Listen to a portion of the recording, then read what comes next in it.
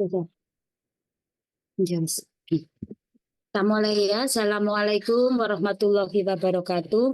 Waalaikumsalam warahmatullahi wabarakatuh. Hari ini saya akan menjelaskan tentang eh, topik akut inflamasi. Jadi secara definisi, inflamasi ini merupakan respons sel terhadap suatu injuri atau infeksi, di mana proses ini melibatkan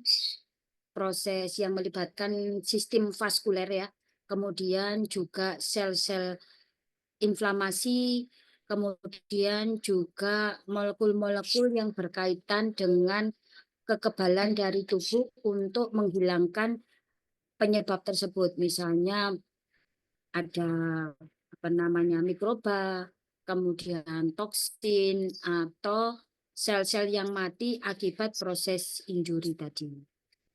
Tipe inflamasi ini ada dua, jadi ada inflamasi akut dan inflamasi kronis berdasarkan waktu atau lama terjadinya proses tersebut. Kalau akut inflamasi ini terjadi beberapa saat setelah jaringan itu mengalami injuri, dan biasanya sifatnya adalah non-spesifik, kemudian dirangsang atau dipicu ya oleh adanya suatu injuri yang eh, bisa juga menyebabkan suatu kondisi yang menyebabkan kematian. Akut inflamasi ini karena dia merupakan proses pertahanan sebenarnya ya, pertahanan tubuh terhadap suatu injuri, di mana nanti akan ada perubahan mikrosirkulasi, akan terjadi proses yang disebut dengan eksudasi. Jadi eksudasi itu adalah keluarnya cairan dari darah, jadi plasma darah ya, plasma darah keluar ke jaringan, di mana plasma darah itu juga mengandung protein-protein ya, jadi mengandung protein-protein yang terjadi karena proses trauma sehingga terjadi permeabilitas meningkat ya. Jadi kalau misalnya ada trauma kemudian mengenai pembuluh darah, maka akan terjadi permeabilitas pembuluh darah itu meningkat, sehingga cairan plasma yang ada di dalam darah, kemudian protein di dalam darah itu akan keluar ke jaringan.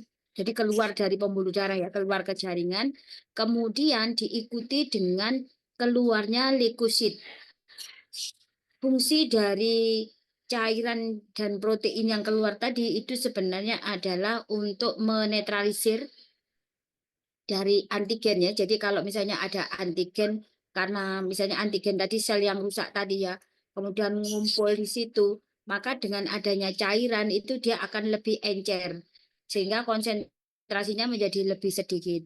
Kemudian dengan adanya leukosit yang masuk ke dalam darah, maksud saya leukosit yang keluar dari pembuluh darah menuju ke jaringan ini, dia akan membantu proses memfagosit atau memakan jaringan-jaringan yang sudah mengalami kerusakan. Jadi sel-sel yang mati itu semua dimakan, kemudian bakteri-bakterinya juga yang mengganggu tadi juga dimakan, sehingga kondisi di daerah tersebut menjadi lebih bersih untuk memicu terjadinya proses perbaikan atau regenerasi atau recovery ya.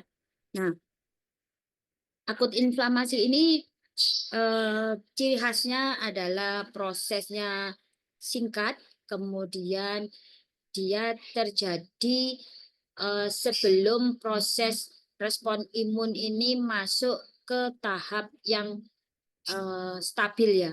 Kemudian tujuan utamanya itu adalah untuk menghilangkan agen-agen yang sudah mati akibat injuri tadi. Jadi intinya itu dia membersihkan area injuri tadi untuk memicu terjadinya proses eh, perbaikan. Nah, inflamasi ini bukan suatu penyakit ya, kecuali kondisi yang disebabkan karena proses autoimun. Tahapan dari proses inflamasi yang pertama itu adalah proses rekognisi. Jadi rekognisi ini merupakan awal atau stimulus ya yang menyebabkan terjadinya proses inflamasi. Nah, yang merangsang ini adalah produk-produk dari mikroba, kemudian mungkin juga mediator-mediator inflamasi. Jadi adanya produk mikroba akibat adanya proses trauma tadi atau mediator-mediator inflamasi yang dikeluarkan oleh sel-sel yang rusak, ini nanti akan berikatan dengan reseptor. Nah, reseptor ini yang memicu nanti akan terjadinya pengeluaran mediator mediator inflamasi lebih banyak. Itu yang disebut dengan rekognisi. Jadi proses pengenalan ya. Kemudian yang kedua adalah proses recruitment. Jadi setelah ada produk dari bakteri tadi dikenali oleh suatu sel yaitu sel makrofag, kemudian dia mengeluarkan mediator inflamasinya, maka mediator inflamasi ini akan menyebabkan pembuluh darah itu kan menjadi vasodilatasi. Dengan adanya vasodilatasi, alirannya menjadi lebih lambat sehingga leukosit ini memungkinkan untuk eh, bergerak ke arah pinggir, kemudian nanti akan masuk ke dalam jaringan yang mengalami kerusakan. Ini namanya adalah proses rekrutmen. Ya, jadi rekrutmen leukosit dari dalam pembuluh darah menuju ke jaringan. Selain itu juga tadi disertai dengan plasma dan protein darah ini juga akan masuk ke jaringan yang mengalami inflamasi. Setelah itu akan terjadi proses removal atau proses penghilangan jaringan-jaringan yang mati, kemudian sel-sel yang mati, kemudian juga mikroba ya. Jadi ini proses apa namanya fagositosisnya. Setelah terjadi proses fagositosis di mana sel-sel yang mati, kemudian jaringan-jaringan yang mati dan bakteri yang mati ini semua sudah dibersihkan oleh sel leukosit, maka proses respon imun ini harus segera berhenti. Nah, leukosit yang tadinya bekerja untuk melakukan fagositosis, dia juga akan mengalami proses berhenti. Akibatnya akan terjadi pembentukan mediator-mediator anti-inflamasi yang disebut dengan proses repair. Nah, dengan adanya proses repair ini, maka mediator antiinflamasi itu akan memicu terjadinya proses regenerasi dari sel-sel yang rusak tadi, akan tumbuh sel-sel yang baru sehingga akan terjadi proses penyembuhan. Jadi tahapannya saya ulangi ya, ada rekognisi yaitu ikatan antara produk mikroba dengan sel makrofag atau sel leukosit. Kemudian yang kedua adalah rekrutmen dari leukosit dan keluarnya protein plasma ke dalam jaringan. Kemudian removal ini adalah proses fagositosis yang dilakukan oleh leukosit dan makrofag untuk menghilangkan sel yang mati, kemudian bakteri, terus jaringan-jaringan yang rusak, mungkin juga leukosit yang mati. Sehingga lokasi daerah yang mengalami JAS menjadi lebih bersih, kemudian terjadi proses regulasi di mana pada saat antigen sel yang mati, kemudian juga bakteri yang mati tadi sudah dibersihkan semua oleh leukosit, maka mediator inflamasinya juga akan berkurang, terus leukositnya akan mengalami apoptosis atau kematian. Kemudian yang terakhir ini akan terjadi peningkatan produksi mediator antiinflamasi yang memicu terjadinya proses regenerasi.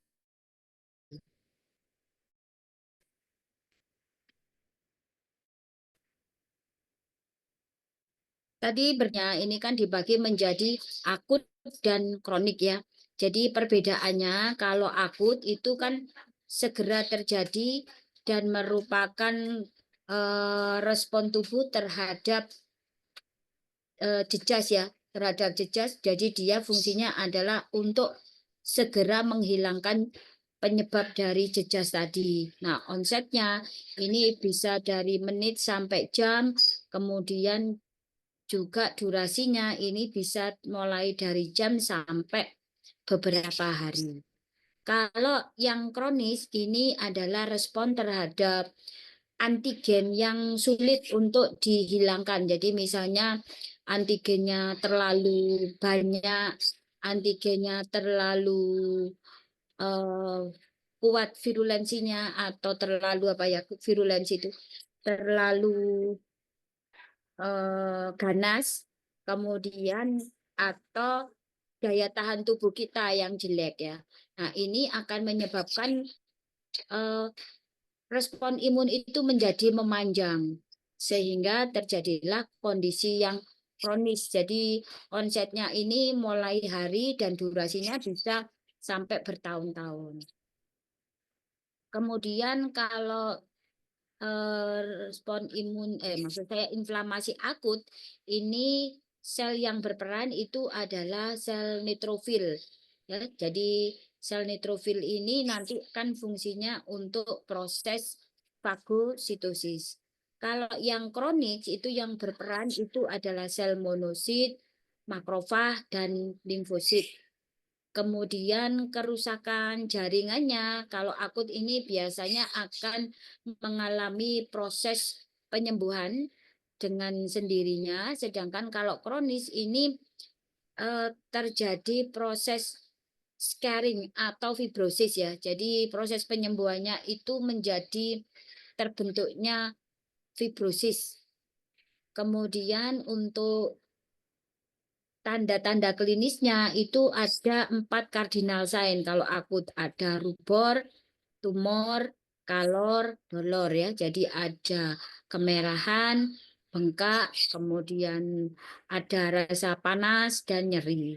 Kalau yang kronik, kelima tanda cardinal sign tadi itu tidak full blown, artinya tidak keluar semua ya. Oh, ada lagi fungsiolesa ya. Jadi 5 kardinal sign-nya itu ada rubor, kalor, tumor, dolor, dan fungsiolesa. Jadi hilangnya fungsi. Tapi kalau pada kronik itu tidak, kelima-limanya ini tidak akan muncul semuanya. Jadi hanya sebagian. Misalnya apa namanya adanya tumor mungkin atau adanya hilangnya fungsi ya. Ini yang terjadi pada inflamasi yang secara kronis. Apa saja penyebab dari inflamasi? Bisa disebabkan karena infeksi, di mana ini merupakan penyebab yang tersering. Jadi bisa disebabkan karena mikroorganismenya atau karena toksinnya ya. Kemudian bisa disebabkan karena kematian dari jaringan. Jadi misalnya pada kondisi-kondisi akibat iskemi, jadi kurangnya aliran darah sehingga menyebabkan kematian dari sel atau karena faktor trauma, baik itu trauma termal, jadi panas ya, atau mungkin kimia atau mekanik, itu bisa menyebabkan kematian dari sel. Kemudian bisa disebabkan karena benda asing, misalnya pada saat operasi gitu ya. Terus ternyata ada sisa kasa atau mungkin apa benang ya yang tidak terserap itu yang masih ada di dalam tubuh. Nah, ini nanti akan memicu terjadinya proses inflamasi atau karena reaksi imun yang disebut dengan hipersensitif ya. Jadi hipersensitif ini kondisi di mana seseorang itu menjadi lebih sensitif terhadap suatu antigen kalau dibandingkan dengan orang awam itu dia lebih sensitif ya. Kalau orang awam misalnya makan udang itu saya tidak alergi, tetapi belum tentu kamu itu tidak alergi. Kalau kamu alergi tapi saya tidak alergi itu namanya adalah kondisi hipersensitif ya. Jadi sensitivitasnya meningkat secara abnormal pada rangsangan yang jumlahnya mungkin sangat sedikit yang pada orang lain tidak menimbulkan efek. Itu adalah suatu kondisi yang disebut dengan hipersensitif. Berikutnya adalah proses rekognisi dari antigen. Jadi kan tadi proses tahapan inflamasi kan ada tahapan rekognisi dengan antigen ya. Nah, prosesnya itu adalah di permukaan sel makrofag itu nanti akan ada apa namanya reseptor ya. Jadi tidak hanya di permukaan sebenarnya, bisa juga ada di dalam sel ya.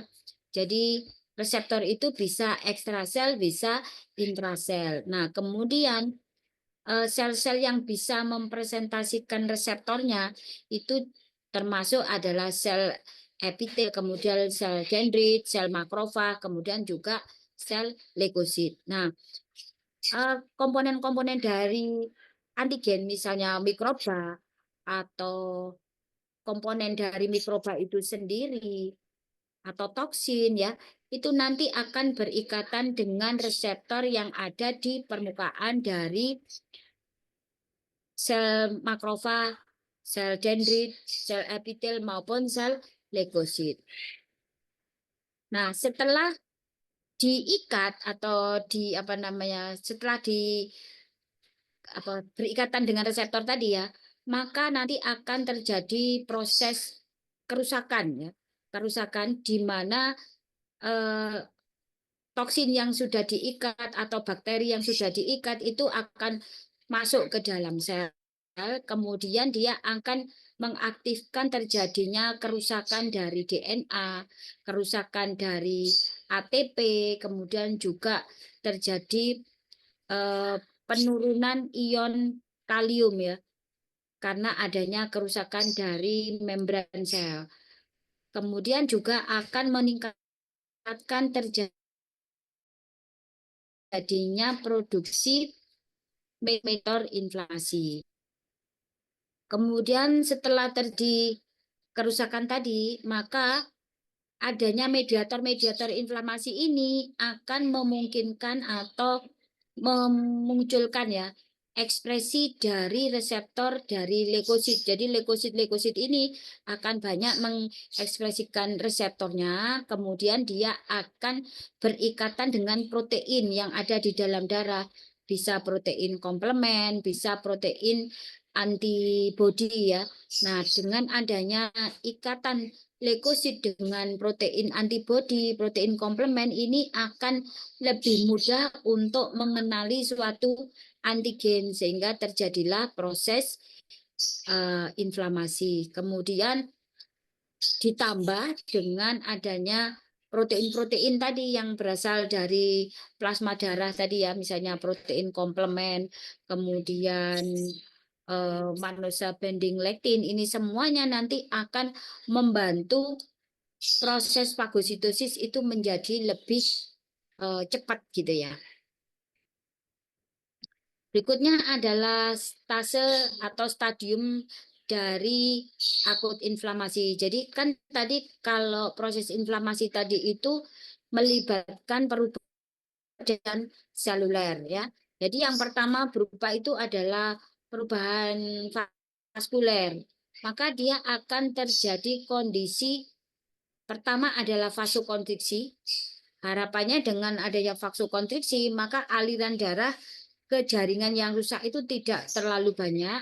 Kemudian beberapa saat setelah terjadi vasokonstriksi, aliran darah ke daerah yang mengalami trauma itu berkurang, maka akan terjadi proses vasodilatasi. Nah, vasodilatasi ini terjadi akibat adanya pelepasan mediator dari sel yang mengalami kerusakan. Contohnya adalah histamin, prostasiklin, dan nitrit oxide. Nah, pada saat terjadi vasodilatasi, maka pembuluh darah kan akan terisi banyak darah ya, sehingga tekanan di dalam pembuluh darah itu menjadi lebih eh, menurun ya. Tekanannya itu meningkat, tekanan hidrostatiknya itu akan menjadi meningkat.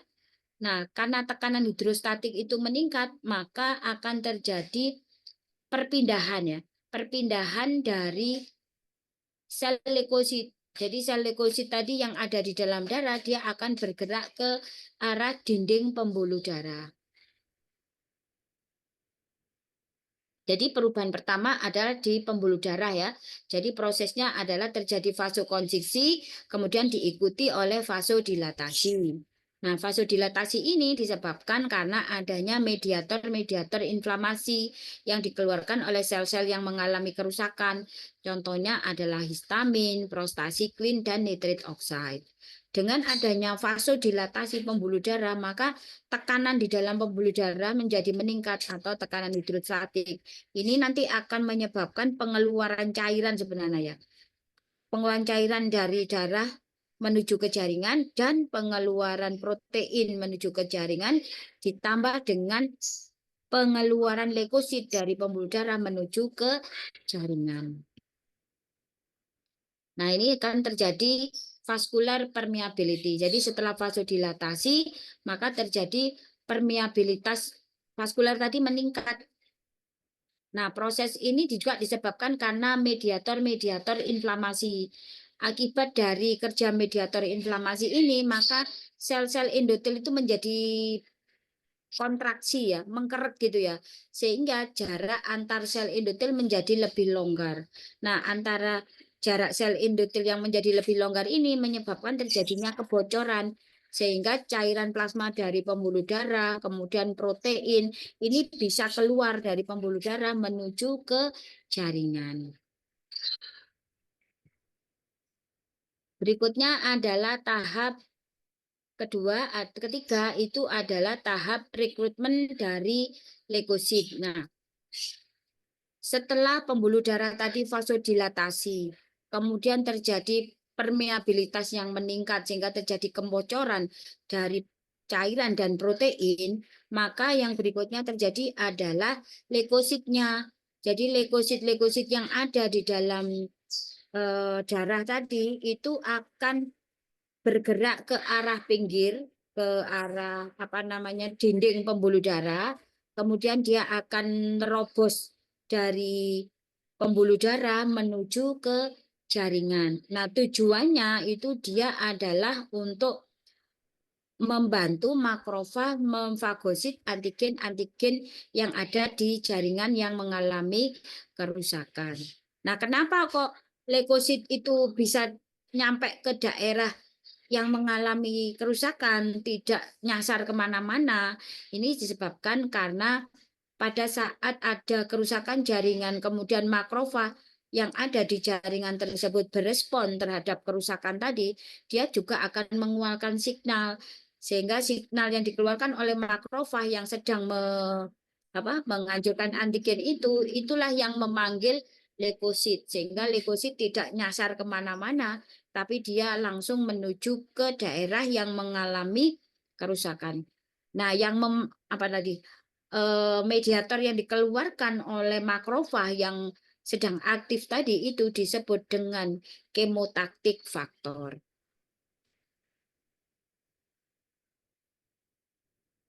Ini adalah bagaimana mekanisme rekrutmen dari leukosit.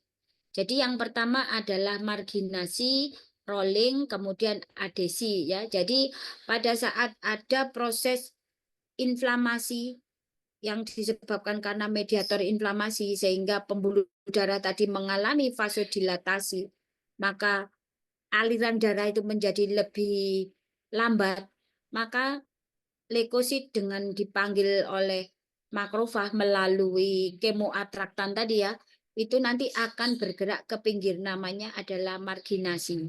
Kemudian dia melekat di endotel, kemudian dia akan mengalami proses rolling. Jadi gulung-gulung gitu ya, sepanjang dinding pembuluh darah untuk sampai ke daerah injuri. Nah, setelah mendekati daerah injuri, maka dia akan berikatan dengan molekul adhesi yang dikeluarkan oleh sel endotel sehingga dia bisa nempel persis di daerah yang berdekatan dengan jaringan yang mengalami kerusakan. Nah, setelah itu baru dia akan mengalami proses migrasi. Jadi setelah dia nempel di tempat yang mengalami kerusakan, barulah dia akan melakukan gerakan amoeboid ya. Jadi dia akan menyisip di celah antar endotel keluar menuju ke jaringan. Nah, proses ini nanti akan menyebabkan terjadinya fagositosis. Jadi leukosit datangnya banyak ke jaringan yang mengalami kerusakan tadi, dia akan membantu makrofag untuk memfagositosis memfagositis antigen.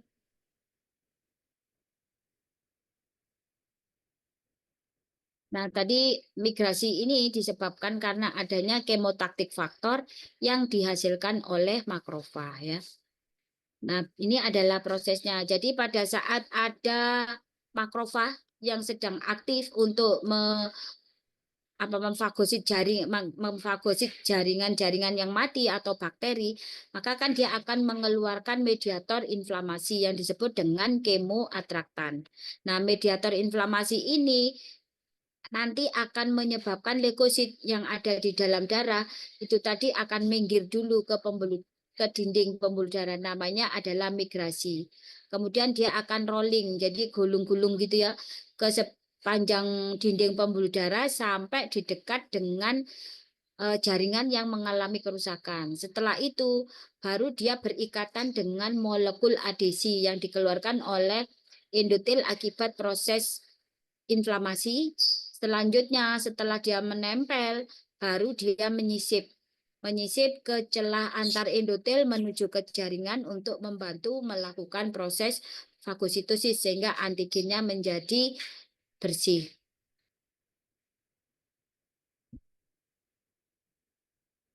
Berikutnya adalah tipe sel pada saat proses inflamasi ya. Jadi tipe sel yang bekerja saat inflamasi itu tergantung dari waktu dan tipe stimulusnya. Jadi kalau pada 6 sampai 24 jam pertama itu yang bekerja adalah neutrofil, di mana neutrofil ini merupakan sel jenis sel darah putih yang terbanyak ya.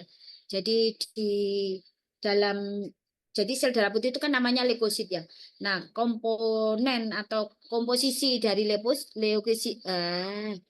komponen dari leukosit ya. Komposisi dari leukosit itu ada eosinofil, ada basofil, ada neutrofil, limfosit dan monosit.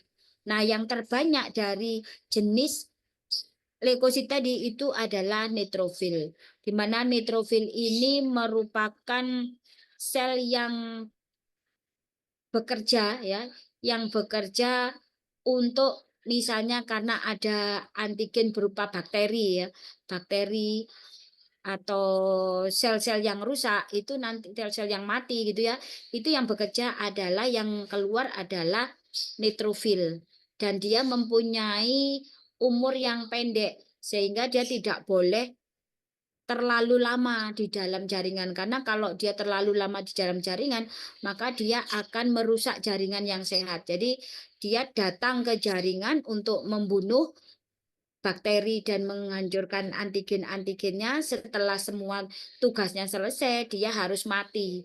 Jadi tidak boleh menetap di situ karena kalau dia menetap justru akan memicu terjadinya kondisi autoimun disease ya. Sehingga umurnya memang pendek.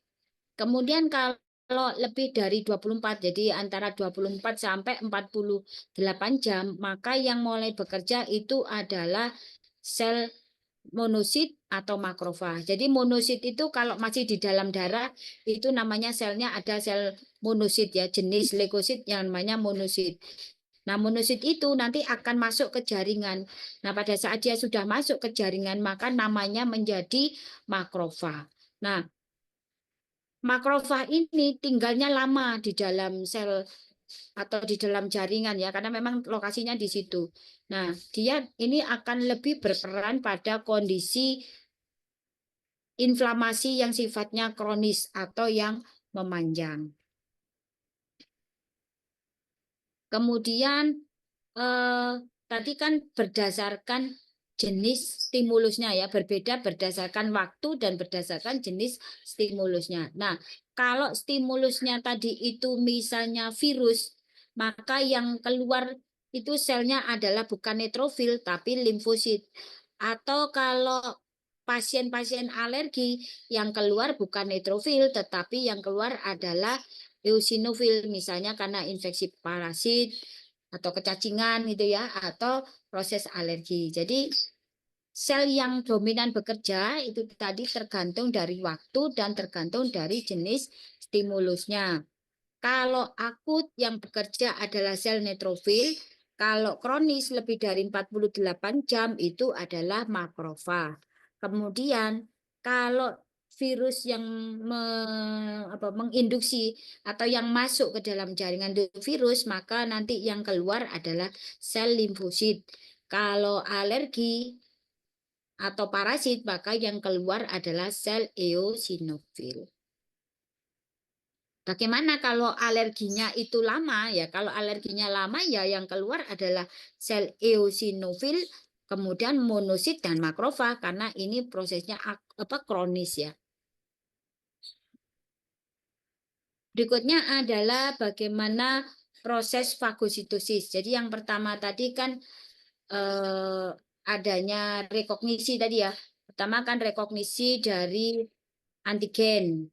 Ya, setelah terjadi rekognisi dari antigen, kemudian terjadi proses apa tadi rekrutmen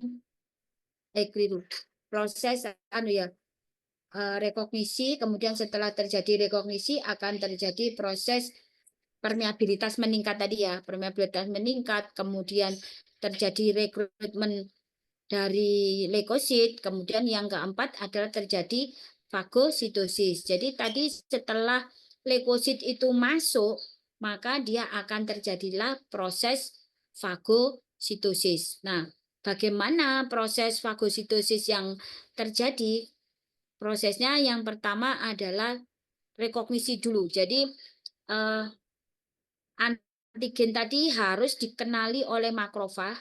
Kemudian setelah dikenali oleh makrofag dengan berikatan dengan reseptornya, maka antigen ini akan dimasukkan oleh makrofag ke dalam vakuola, fagositik vakuola. Nah, setelah dia masuk ke vakuola, maka dia nanti akan terjadi proses destruksi, di mana di vakuola tadi itu ada enzim, yaitu lisosim, kemudian ada nitrit oxide, ada radikal bebas, yang semuanya adalah untuk merusak dari komponen antigen tadi. Jadi dia merusak membran sel, merusak DNA-nya, kemudian mungkin juga merusak protein-protein yang ada di dalam antigen tadi, sehingga terjadilah kerusakan dari antigen. Nah, setelah antigen tadi itu dihancurkan, maka dia akan prosesnya adalah dikeluarkan. Ya, jadi prosesnya ada tahapannya.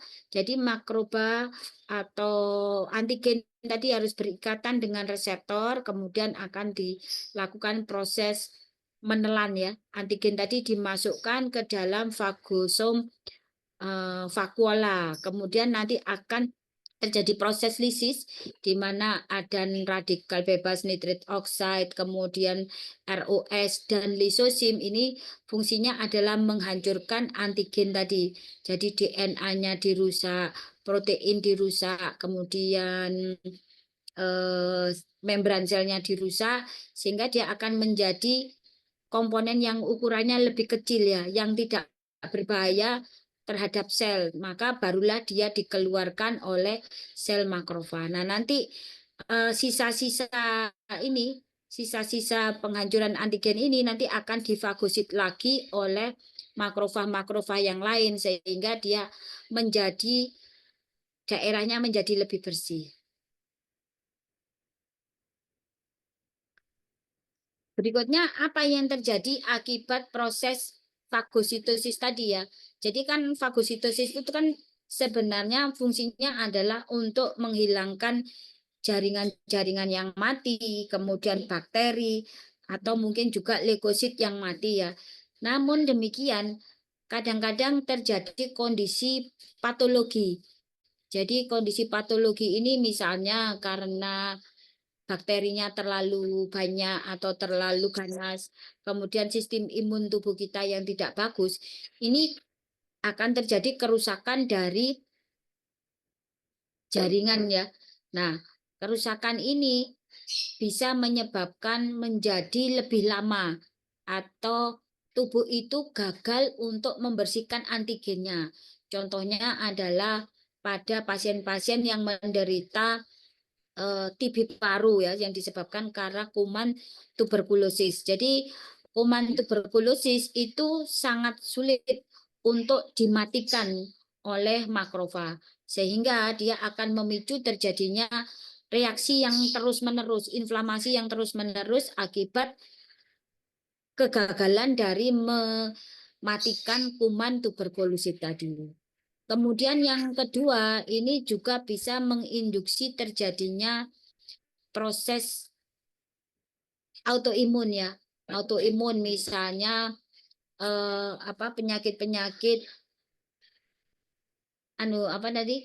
Kalau misalnya leukosit tadi itu setelah bekerja, dia kan harusnya mati. Nah, ternyata dia tidak mau mati karena ada kelainan ya. Jadi kelainan dari respon imun, maka leukosit yang bekerja tadi itu akan menghancurkan sel-sel yang sehat sehingga terjadilah kondisi autoimun disease. Contohnya misalnya pasien dengan penyakit rheumatoid arthritis ya. Nah, di situ sel leukosit dan makrofag itu akan menghancurkan cairan sinovial yang dihasilkan oleh sendi. Padahal kan cairan sinovial itu dibutuhkan untuk sendi supaya dia mudah bergerak kan. Nah, ternyata dengan munculnya cairan sinovial itu leukositnya menjadi lebih aktif sehingga dia akan apa namanya? Memfagosit sel-sel sinovial tadi. Maka terjadilah kondisi yang disebut dengan autoimmune disease. Artinya sel imunnya tidak mampu mengenali sel-sel yang sehat dirinya sendiri. Sehingga dia menyerang sel yang sehat tadi itu yang menyebabkan terjadinya proses autoimun. Itu kalau memang respon imun akibat inflamasi akut yang tidak segera menghilang tadi ya. Kemudian bisa juga menyebabkan respon yang terlalu berlebihan ya, sehingga dia juga akan menyebabkan kerusakan dari jaringan, contohnya alergi ya. Jadi kalau alergi itu kan pada orang-orang tertentu dia tidak menyebabkan alergi. Contohnya tadi ya, kita makan udang. Ada 2 orang makan udang. Nah, orang pertama makan udang tidak apa-apa. Dia tidak menyebabkan reaksi. Tetapi orang yang kedua begitu makan udang, maka tubuhnya akan langsung berespon. Di mana nanti sel leukosit yang keluar itu eosinofil ya. Eosinofil itu akan keluar secara berlebihan, kemudian dia mengeluarkan mediator inflamasi dalam jumlah yang banyak. Nah, mediator inflamasi dalam jumlah yang banyak inilah yang nanti akan justru menyebabkan inflamasi secara berlebihan. Ya, jadi itu adalah konsekuensi dari aktifnya leukosit pada saat proses inflamasi. Jadi yang pertama dia akan memanjang prosesnya. Inflamasi memanjang karena adanya antigen yang susah untuk dieliminasi. Kemudian dia bisa memicu terjadinya autoimun disease karena dia tidak mampu untuk mematikan dirinya sendiri akibat apa namanya setelah dia bekerja menghilangkan antigen. Kemudian yang ketiga itu adalah menimbulkan reaksi secara berlebihan akibat produksi dari mediator inflamasi yang terlalu banyak. Nah, kerusakan tadi itu sama ya prosesnya ya. Jadi dia akan selnya tadi itu oleh leukosit akan masuk ke vakuola, kemudian setelah masuk ke vakuola dia nanti akan dihancurkan ya. Kemudian yang terakhir adalah setelah dia bekerja untuk menghancurkan atau memfagositosis, maka dia akan melakukan proses terminasi. Nah, terminasinya bagaimana? Kan tadi dia begitu selesai bekerja kan dia harus mati ya. Nah, proses terminasi ini terjadi karena pertama neutrofilnya setelah bekerja banyak yang mati. Kemudian yang kedua, mediator inflamasinya itu juga akan mulai berkurang. Selanjutnya akan dihasilkan oleh makrofag, itu adalah mediator antiinflamasi. Nah, dengan adanya mediator antiinflamasi, maka terjadilah proses mulai terjadi proses penyembuhan. Mediator-mediator yang terlibat di dalam proses akut inflamasi itu bisa berasal dari sel, bisa berasal dari plasma. Kalau dari sel itu contohnya adalah histamin, kemudian prostaglandin. Tapi kalau yang berasal dari plasma itu contohnya adalah komplement ya, sistem komplement. Kemudian saya ulangi ya, jadi tahapan inflamasi yang pertama adalah vasodilatasi ya. Jadi karena adanya mediator-mediator inflamasi histamin, bradikinin, kemudian prostaglandin, ini akan menyebabkan pembuluh darah mengalami proses vasodilatasi sehingga alirannya menjadi lebih lambat. Kemudian setelah vasodilatasi terjadi peningkatan dari permeabilitas pembuluh darah, maka akan terjadi kebocoran dari pembuluh darah, di mana protein-protein dan plasma darah ini akan keluar dari pembuluh darah karena adanya permeabilitas pembuluh darah yang meningkat.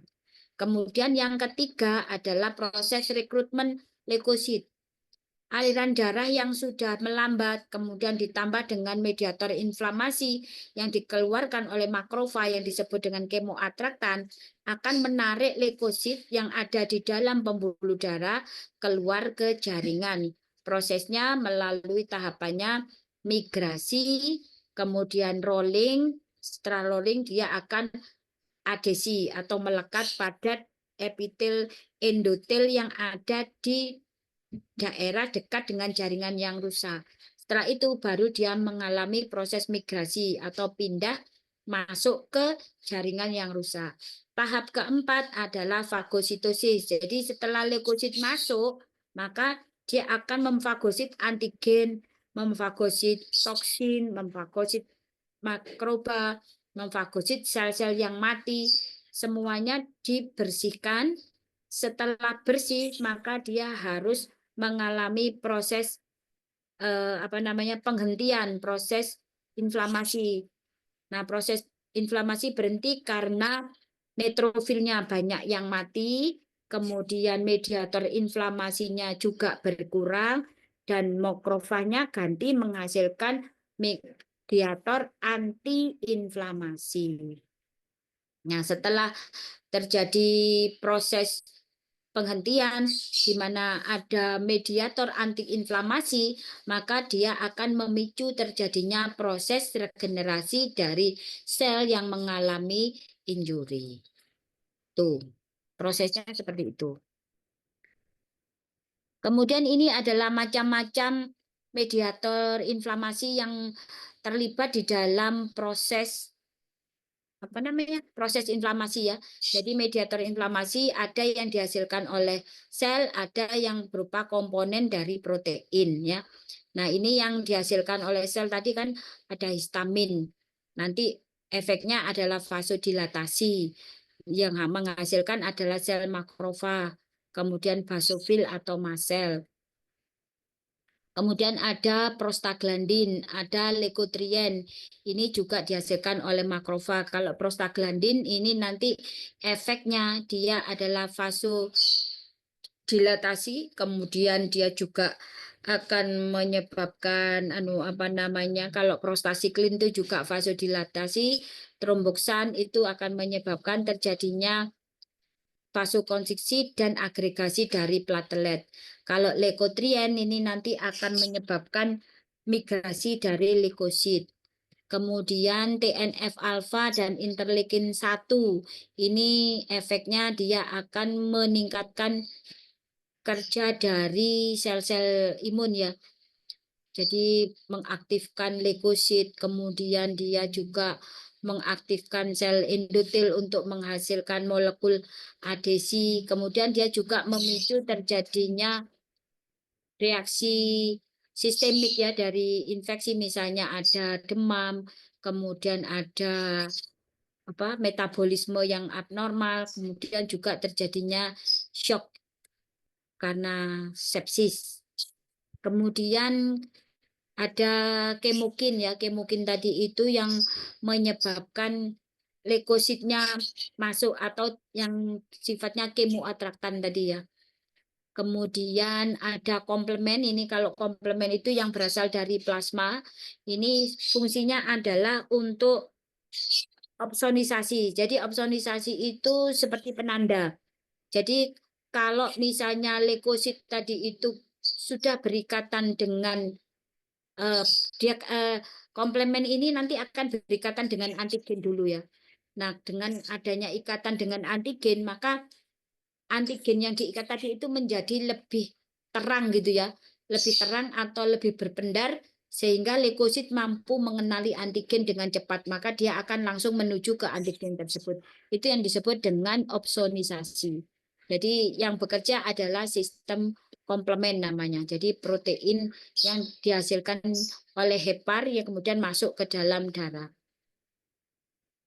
Kemudian ada PAF atau platelet activating factor, ini menyebabkan terjadinya agregasi dari platelet ya, sehingga bisa menyebabkan pembuluh darah mengalami vasokonstriksi atau eh, bronkostriksi ya, atau juga bisa menyebabkan terjadinya peningkatan permeabilitas dari vaskuler. Kemudian bradikinin ini juga meningkatkan permeabilitas dari pembuluh darah karena dia mengalami vasodilatasi. Nah, ini yang utama ya. Jadi kalau vasodilatasi itu disebabkan karena apa? Lebih banyak disebabkan karena histamin dan prostaglandin. Permeabilitas vaskuler meningkat ini disebabkan oleh histamin, serotonin, leukotrien. Kemudian kalau kemotaksis atau leukocyte recruitment itu disebabkan oleh TNF alfa, interleukin dan leukotrien. Demam tadi disebabkan oleh interleukin 1, TNF alfa dan prostaglandin. Kalau nyeri itu disebabkan karena prostaglandin, bradikinin. Kerusakan jaringan itu lebih disebabkan karena aktivitas dari enzim lysosim oleh leukosit dan radikal bebas yang dihasilkan oleh leukosit atau makrofag. Ini aja yang kamu apalkan ya. Kalau nanti ditanya ada pertanyaan tentang mediator inflamasi bisa jawab. Berikutnya adalah gambaran klinis dari inflamasi akut. Ada dua gambaran, yaitu yang spesifik dan yang general. Kalau yang spesifik, yang pertama itu adalah inflamasi yang berupa serus atau adanya eksudasi dari pembuluh darah yang mengalami infeksi tadi ya. Jadi ini misalnya contohnya adalah kalau terkena air panas ya, terkena air panas kemudian akan terjadi vasodilatasi pembuluh darah, maka akan keluar cairan dan protein ya, maka dia akan terjadi bentuk seperti gula seperti ini. Jadi ada penumpukan cairannya. Ini kalau di kulit ini akan terjadi penumpukan cairan. Kalau misalnya di kavum pleura itu juga bisa menyebabkan terjadi pleuritis namanya. Itu juga serus inflamasi. Artinya ada cairan yang keluar dari pembuluh darah yang mengumpul di daerah yang tidak semestinya. Kemudian yang kedua adalah supuratif atau purulen. Jadi karena ada cairan yang keluar tadi ya, ini kan ada virus. Ini kan pertamanya kan cairannya keluar seperti ini. Nah, keluar seperti ini, kemudian di sini kan ada bakteri, ada sel yang mati, ada sel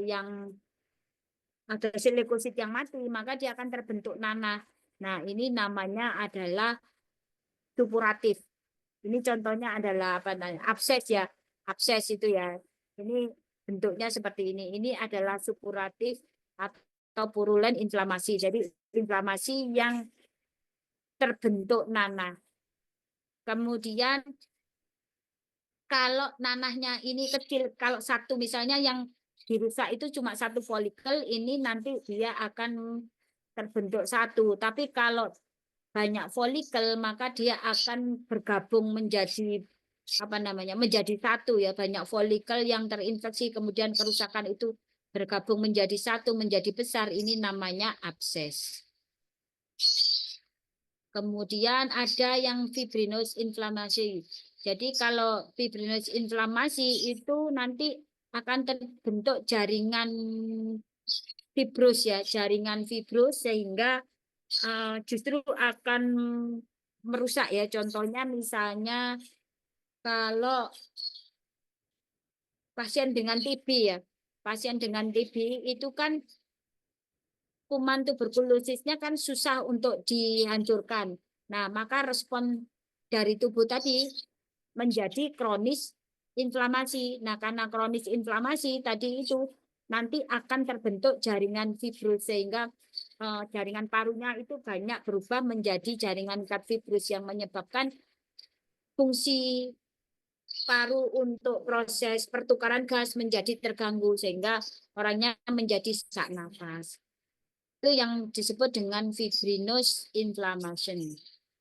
Berikutnya adalah ulcer atau luka, perlukaan yang disebabkan karena kerusakan dari mukosa atau permukaan mukosa atau kulit ya, sehingga menyebabkan luka yang terbuka. Ini contohnya kalau di lambung, jadi ulkus di daerah lambung yang kalian kenal dengan gastritis ya, ini bisa terbentuk karena adanya kerusakan dari mukosa dari lambung. Kalau di kulit, permukaan kulit yang rusak itu juga bisa menyebabkan borok itu ya. Ulcer itu namanya borok itu. Nah, kalau yang tanda-tanda secara generalnya itu cardinal sign tadi. Jadi ada kemerahan yang disebabkan karena vasodilatasi pembuluh darah, kemudian pain atau nyeri ini disebabkan karena adanya mediator inflamasi yang menstimulus ujung saraf nyeri, kemudian swelling atau tumor ya. Ini yang disebabkan karena permeabilitas pembuluh darah meningkat sehingga akan ada pengumpulan cairan ke jaringan di daerah yang mengalami luka, kemudian kalor ya atau demam ini disebabkan karena mediator inflamasi tadi itu mengganggu termoregulasi. Kemudian yang berikutnya adalah fungsiolesa. Ini yang disebabkan karena adanya proses inflamasi, ada nyeri, ada tumor, ini akan menyebabkan gangguan dari fungsi ya, sehingga menyebabkan terjadinya penurunan dari fungsi. Misalnya ini jari kita tertusuk tertusuk duri mawar gitu ya. Nah, dari mawar tadi itu kan kotor. Kemudian ada mikroba yang masuk ke dalam ke dalam jari kita. Kan otomatis akan terjadi proses inflamasi. Ada antigen yang masuk, kemudian pembuluh darah vasodilatasi, kemudian ada mediator inflamasi, permeabilitasnya meningkat, kemudian ada leukosit, terus ada fagositosis, semuanya akan mengeluarkan mediator inflamasi. sehingga terjadilah nyeri, terjadi bengkak, terjadi panas. Akibatnya kan pada saat kita menggerakkan jari kita kan kita juga akan mengalami rasa nyeri atau sulit ya digerakkan karena bengkak. Nah, ini yang disebut dengan fungsiolesa. Artinya kita menjadi mengurangi gerakan dari apa namanya? Mengurangi gerakan atau mengurangi fungsi dari jaringan yang mengalami inflamasi tadi.